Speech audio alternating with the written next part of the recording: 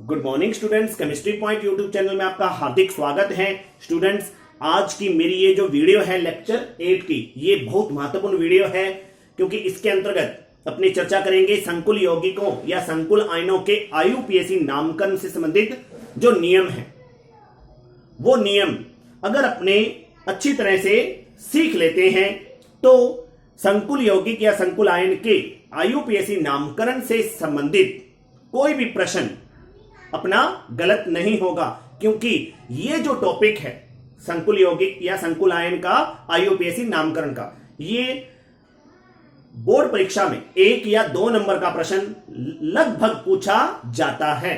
तो स्टार्ट करते हैं संकुल यौगिक या संकुल आयन के नाम आईयूपीएसी नामकरण के अंतर्गत आने वाले नियम। तो स्टूडेंट्स, पहला नियम जो है वो यह है कि संकुल यौगिक के नाम में सर्वप्रथम साधारण लवण की तरह धनायन का नाम आता है, उसके पश्चात ऋणायन का नाम आता है। जैसे साधारण लवण मैंने यहां पर लिखा CuSO4, तो इसके अंदर 2 भाग है स्टूडेंट, एक भाग धनायन का और एक भाग ऋणायन का। धनायन भाग यहां पर Cu2 पॉजिटिव और ऋणायन भाग SO4 2 नेगेटिव। तो इसका नाम आप क्या लिखते हैं स्टूडेंट? इसका नाम आप लिखते हैं कॉपर सल्फेट। तो पहले किसका नाम आया? धनात्मक भाग का, फिर किसका नाम आया? ऋणात्मक भाग का। तो ठीक इसी प्रकार एक संकुल यौगिक मैंने लिया यहां पर K4FeCN6 का। इस संकुल में धनात्मक भाग कौन सा है स्टूडेंट? यहां पर धनात्मक भाग यहां पर पोटेशियम आयन का है और ऋणात्मक भाग यहां पर FeCN6 4 नेगेटिव का है। तो पहले इस भाग का नाम लिखा जाएगा और फिर अंत में इस भाग का, यानी पहले धनात्मक भाग का नाम आएगा फिर ऋणात्मक भाग का नाम आता है। ठीक इसी प्रकार एक अन्य उदाहरण लेता हूं CuNH3 Cl2। इस संकुल में भी 2 भाग उपस्थित है स्टूडेंट। पहला भाग यहां पर संकुल धनायन का है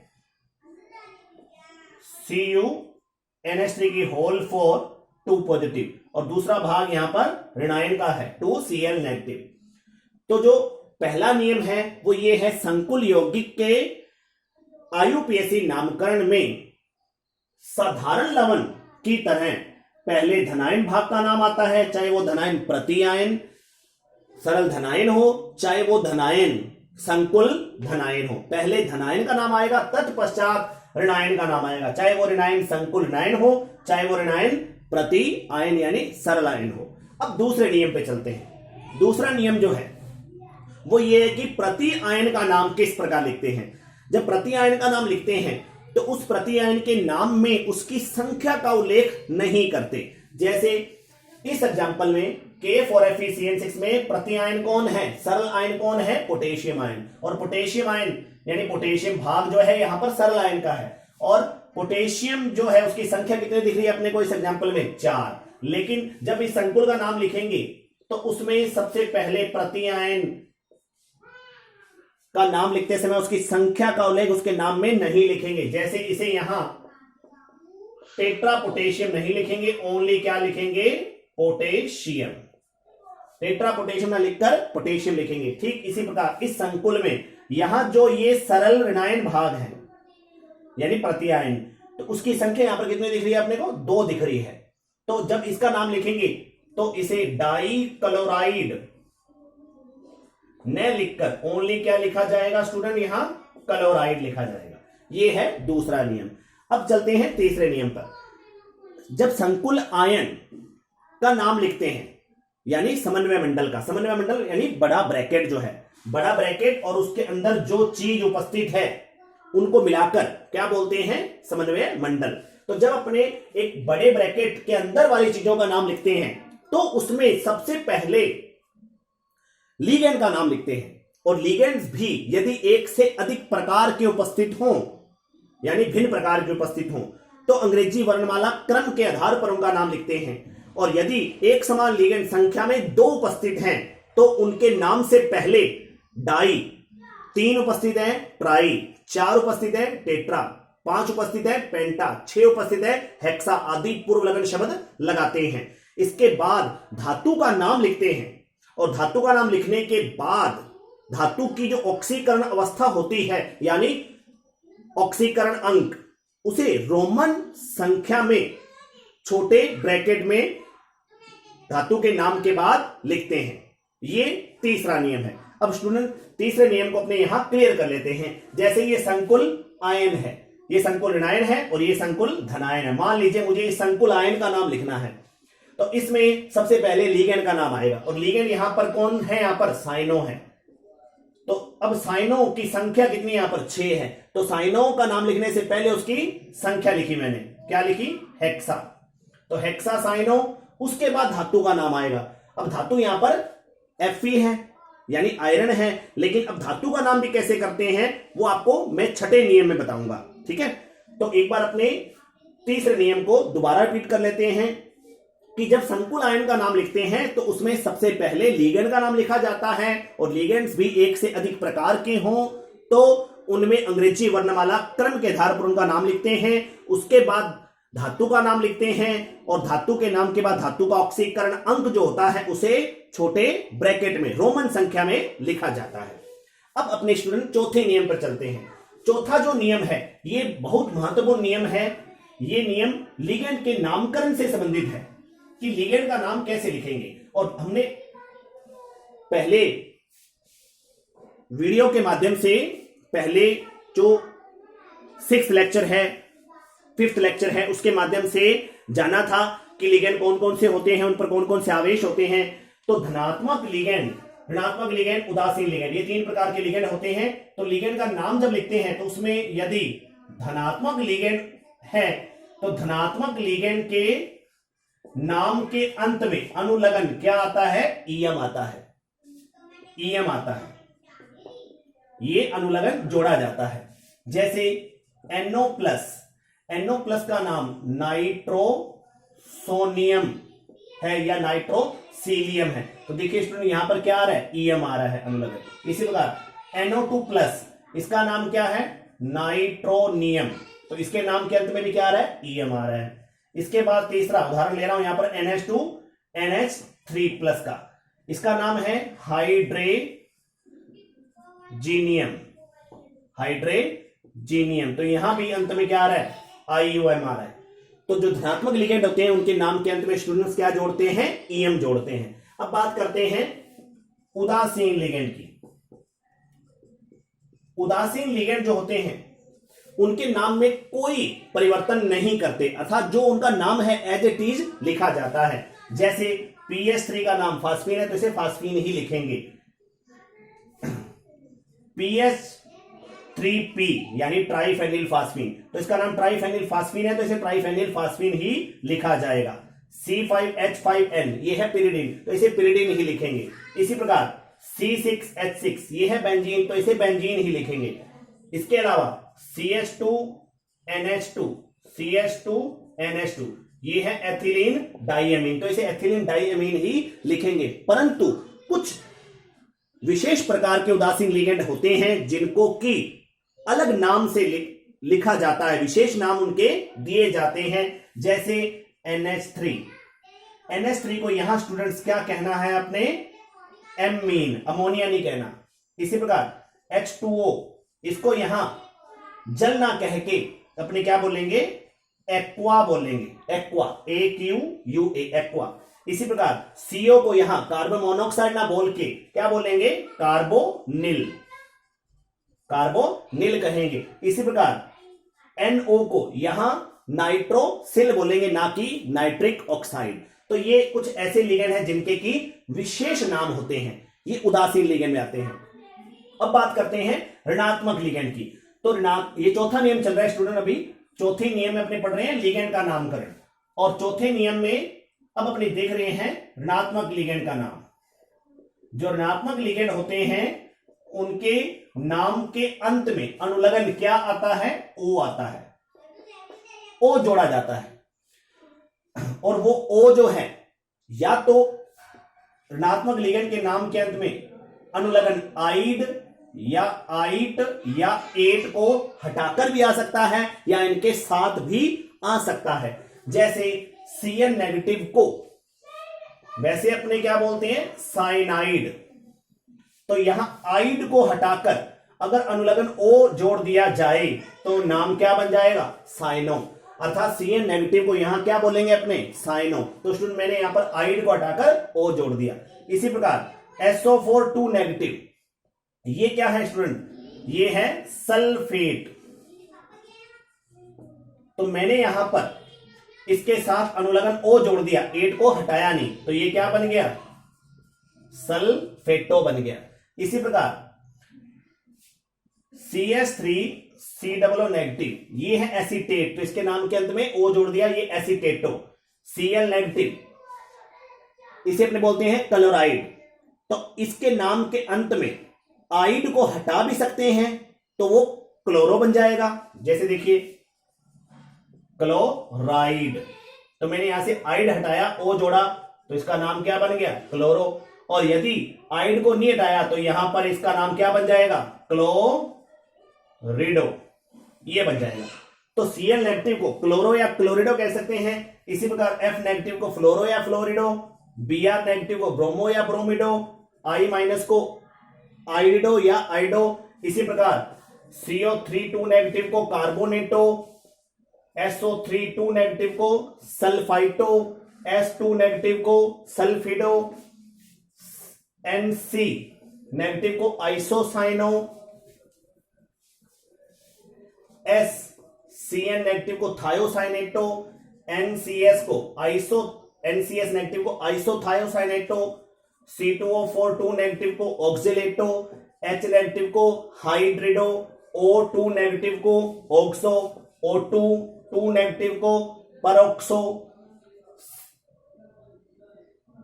NH2 CH2 C negative glycinato.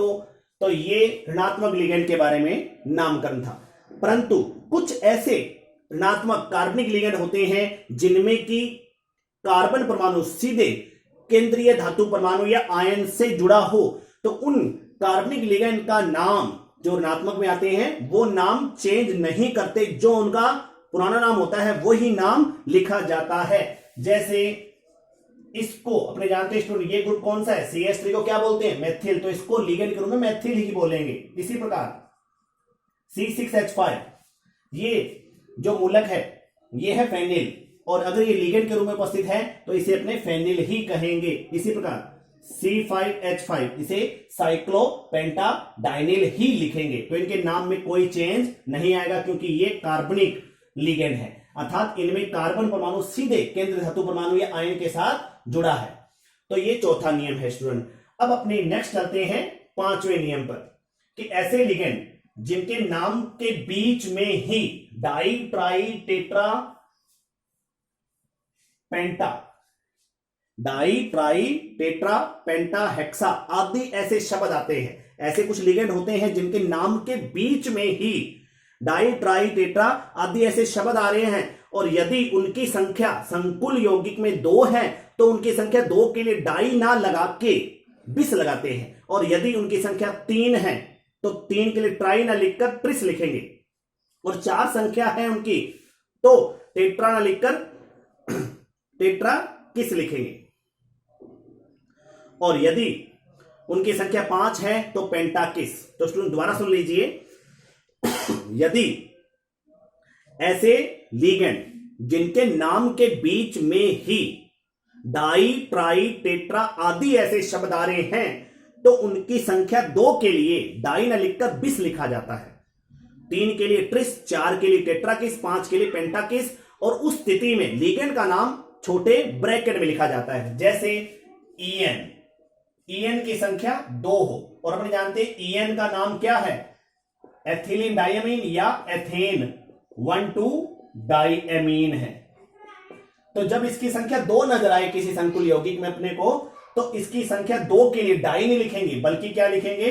बिस। और बिस लिखने के बाद उस कंडीशन में इस लिगेंड का नाम छोटे ब्रैकेट में लिखेंगे। इसी प्रकार यदि EN की संख्या 3 हो तो क्या लिखेंगे? ट्रिस। उस कंडीशन में इस लिगेंड का नाम छोटे ब्रैकेट में लिखेंगे।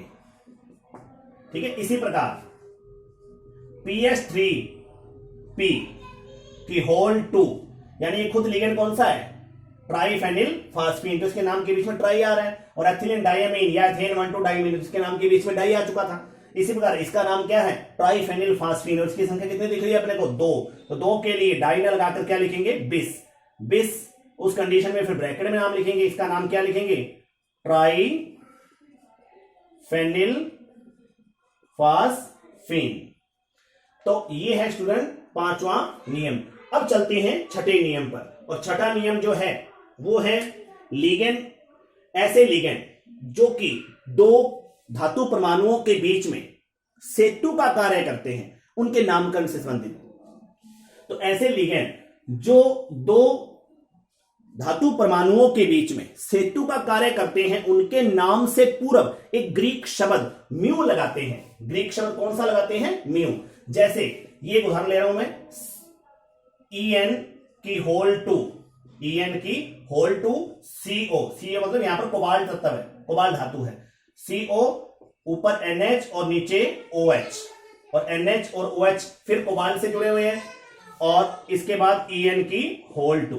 तो यहां स्टूडेंट देखिए, ये जो लिगेंड है NH यानी इमिडो, और ये OH यानी हाइड्रोक्सो, ये 2 धातु परमाणुओं के बीच में पाए जा रहे हैं, अर्थात दोनों धातुओं को जोड़ने का कार्य कर रहे हैं, तो इन्हें सेतु बोलेंगे। तो ऐसे लिगेंड जो 2 धातु परमाणुओं के बीच में सेतु का कार्य करते हैं, तो जब इन लिगेंडों का नाम लिखते हैं तो उन लिगेंडों के नाम के पहले एक ग्रीक अक्षर या ग्रीक शब्द जो है म्यू लगाते हैं। जैसे अगर मुझे इस संकुल का नाम लिखना है तो इसका नाम मैं इस प्रकार लिखूंगा। इसके नाम लिखने के भी 2 तरीके स्टूडेंट, वो आने वाले नेक्स्ट वीडियो में बात करेंगे। तो यहां पर पहले मैं एक सरल एक तरीके का नाम लिख रहा हूं,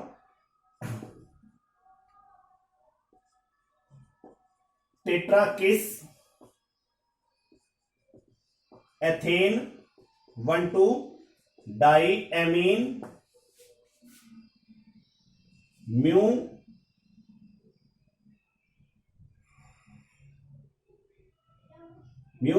हाइड्रोक्सो म्यू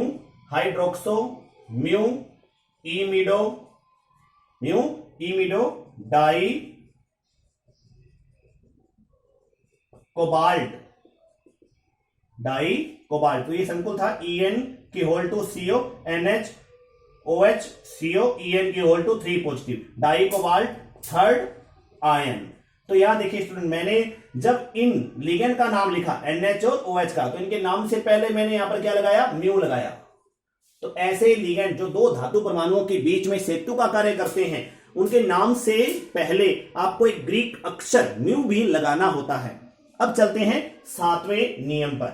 7वां नियम है धातु के नामकरण से संबंधित नियम, जो कि मैंने आपको तीसरे नियम में बताया था। तीसरा नियम मैंने आपको बताया था संकुल आयन का नामकरण कैसे करते हैं। तो उसमें मैंने कहा था कि पहले लिगेंड का नाम लिखेंगे, फिर धातु का नाम लिखेंगे, उसके बाद धातु की ऑक्सीकरण अवस्था लिखते हैं रोमन संख्या में छोटे ब्रैकेट में। तो अब धातु का नाम कैसे लिखे, तो धातु का नाम लिखने के लिए अपने को कंडीशन देखनी है स्टूडेंट, धातु का नामकरण।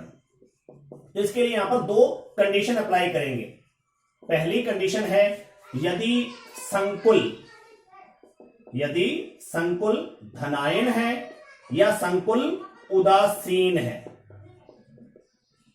यदि संकुल धनायन है या संकुल उदासीन है तो धातु के नाम में कोई परिवर्तन नहीं करेंगे, जो धातु का नाम है वही धातु का नाम लिखा जाएगा। जैसे CuNH3 की होल 4 2 पॉजिटिव, ये एक संकुल धनायन लिया मैंने। इस संकुल में यहां धातु कौन सा है, कॉपर है, तो इसे कॉपर ही लिखेंगे क्योंकि यहां पर संकुल के ऊपर पॉजिटिव चार्ज दिख रहा है इसलिए। और यदि संकुल उदासीन है, जैसे NiCO होल 4, इस संकुल में यहां अपने को निकेल धातु परमाणु दिख रहा है और इस संकुल पर कोई भी चार्ज नहीं है, अर्थात ये उदासीन संकुल है।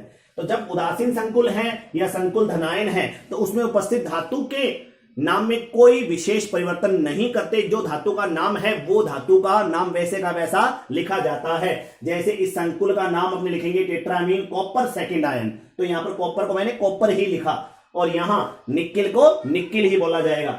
जैसे इसका नाम है टेट्रा कार्बोनिल निकिल 0। अब बात करते हैं केस सेकेंड की। यदि संकुल ऋणायन है, यदि संकुल ऋणायन है तो उसमें उपस्थित धातु जो है उसके नाम के अंत में अनुलग्न एट जोड़ते हैं। यदि संकुल ऋणायन होता है यानी समन्वय मंडल के ऊपर माइनस का आवेश होता है तो उस कंडीशन में उसमें उपस्थित जो धातु है उसके नाम के अंत में अनुलग्न एट लगाते हैं, और एट भी धातु के उस नाम में लगाते हैं जिस नाम से उसका वो प्रतीक लिया गया है। जैसे FeCN6 नेगेटिव, ये एक संकुल ऋणायन है, इसमें धातु यहां पर कौन सा उपस्थित है? Fe यानी आयरन। अब आयरन का नाम फेरम से लिया गया है यानी Fe जो प्रतीक है वो फेरम से लिया गया है, तो अब यहां धातु को अपने आयरन ना कह के फेरेट कहेंगे। स्टूडेंट चूंकि ये संकुल ऋणायन है तो इसमें उपस्थित धातु के नाम के अंत में एट लगाएंगे, तो यहां Fe को क्या लिखेंगे? फेरेट। इसी प्रकार यदि ये संकुल हो CuCN2 नेगेटिव तो यहां कॉपर को क्या लिखेंगे? क्यूपरेट। इसी प्रकार यदि Pb हो तो प्लम्बेट, PD हो पैलेडेट, Ag हो अर्जेंटेट, Hg हो मर्क्यूरेट, Al हो एल्यूमिनेट, Sn हो स्टेनेट, CO यानी कोबाल्ट हो तो कोबाल्टेट, Cr क्रोमियम हो क्रोमेट, Ni हो निकलेट, Au हो ओरेट आदि।